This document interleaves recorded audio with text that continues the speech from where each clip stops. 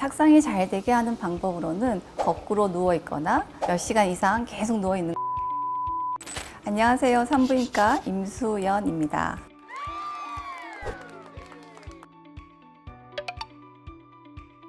체외 수정 시술 시에 체상에 좋은 배아를 만들어서 이식을 했음에도 불구하고 연속적으로 화학적 유산을 포함해서 3번 이상 임신이 되지 않는 것을 반복 착상 실패라고 합니다. 그거는 의미가 없다라고 생각이 됩니다. 착상이라고 하는 것은 우리가 시험관 시술을 연관해서 말씀드리자면 시술실에서 5일까지 잘 키운 배아를 자궁 안으로 가는 관을 통해서 자궁 위에 이렇게 심어주는 것을 이식이라고 하는데요. 그 순간부터 자궁과 배아가 네트워크처럼 연결되게 되는데 그것이 외부적인 요인으로 방해가 되지는 않습니다. 착상이 잘 되게 하기 위해서 거꾸로 누워 있거나 몇 시간 이상 계속 누워 있는 것은 도움이 되지 않는 것으로 생각됩니다. 착상이 잘 되게 하는 방법으로는 우선적으로 정확한 진단이 내려져야 되겠죠. 실제로 그 외의 실생활에서 내가 노력해 볼 수 있는 것으로는 자궁 쪽으로 혈액순환이 잘 될 수 있도록 꾸준한 운동과 균형적인 식습관이 굉장히 중요한 것으로 보이고 또 영양제나 여러 가지 생활 패턴들을 통해서 착상에 도움을 받을 수 있겠습니다.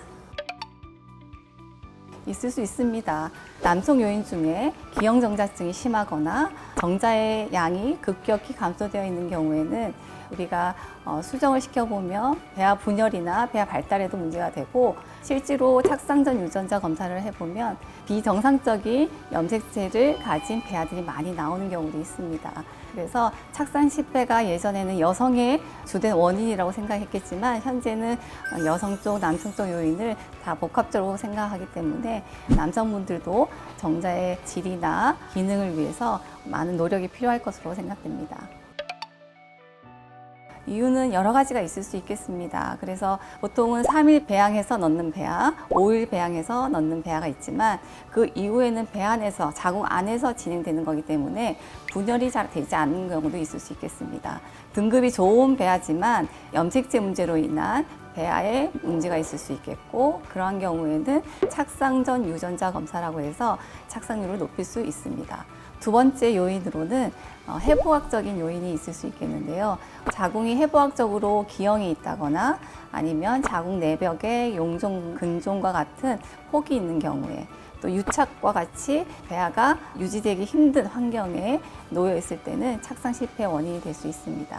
세 번째 요인으로는 혈액학적인 문제로 면역적인 요인, 또 혈액 응고 장애의 문제로 착상 실패의 원인이 될 수 있는데요. 면역학적 요인에는 이 배아가 엄마의 몸에 자궁 안에 들어갔을 때는 같은 개체로 인식을 해야 하는데 그렇지가 못하고 거부 반응으로 배아를 흡수하지 못하면 착상 실패로 갈 수가 있겠습니다.